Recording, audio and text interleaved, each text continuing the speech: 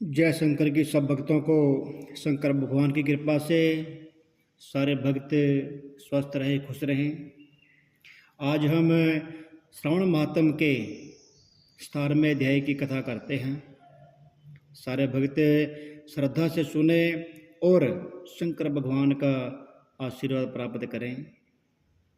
इस कथा में अष्टमी तिथि के बारे में कथा करेंगे।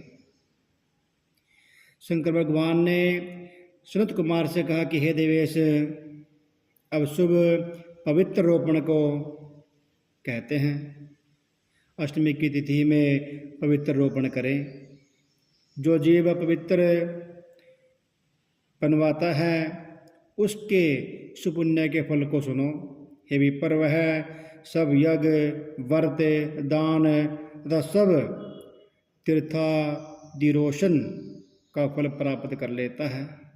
उसमें कोई संशय नहीं है, क्योंकि सर्वांगता शिव में सब निवास करते हैं। अतः न तो आदि दुख, पीड़ा तथा न व्याधि होती है और न ग्रह से उत्पन्न कोई पीड़ा होती है तथा इससे इसके अल्प या महान सब काम सिद्ध हो जाते हैं। हे वत्स, नर और राजाओं के सुपुण्य की वृद्धि करने वाला इससे बढ़कर अन्य कोई साधन नहीं है। इसलिए इसे पवित्र रोपण को सदा भक्ति से करें। संत कुमार ने कहा कि हे देव, हे महादेव, आपने जो पवित्र रोपण कहा है उसके निर्माण की विधि को सही कहिए और कैसे करें। शंकर भगवान ने कहा, पवित्र रोपण यानी कि पवित्र धागा लेवें। काते हुए सूत का धागा या मोड़ी का धागा लेकर उसमें अपनी श्रद्धानुसार 270 कांठे बांध सकते हैं, अधिक से अधिक। अगर उससे कम हो तो 100, 51, 31, 21, 11 या 24 ऐसे ग्रंथि उसमें लगावें। अपनी इच्छा के अनुसार ऐसा कर्म करें और ऐसी ग्रंथि बनाकर माँ भगवती देवी की प्रतिमा के सामने मंदिर में या अपने घर में मूर्ति के सामने उसको रखें और उन पवित्र सब गांठों को केसर लगावें और सतोभद्र मंडल देवी पर सतोभद्र मंडल बनाकर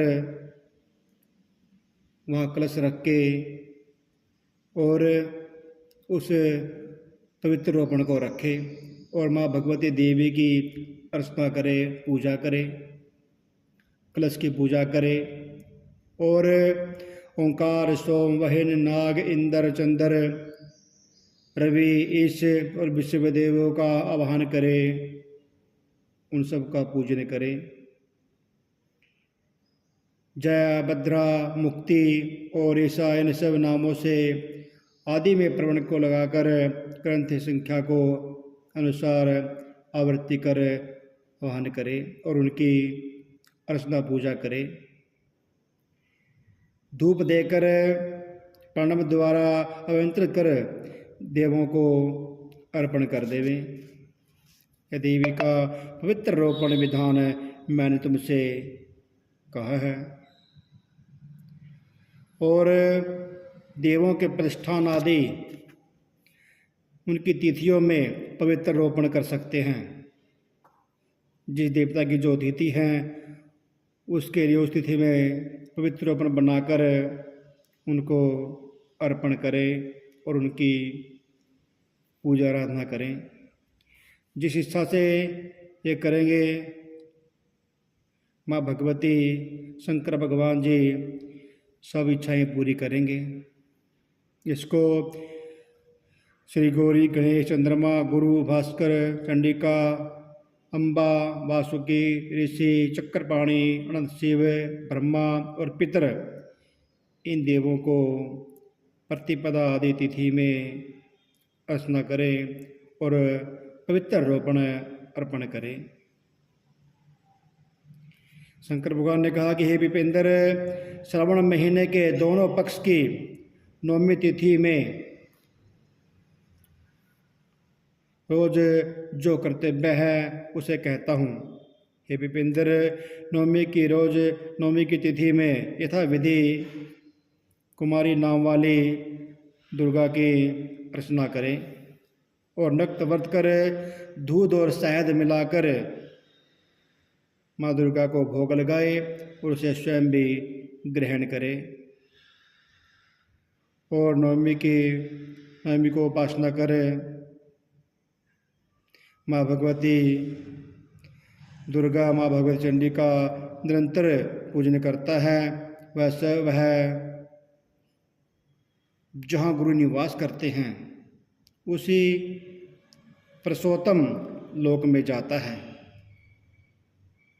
हे संत कुमार, मैंने आपसे यह नवमी का विधान कहा है। जो भक्त श्रद्धा भक्ति से इसे करते हैं उसके हर मन की इच्छा पूरी होती है, मनवांछित फल प्राप्त करते हैं। शंकर भगवान का, माँ गौरी का आशीर्वाद प्राप्त करते हैं। बोलो शंकर भगवान की जय।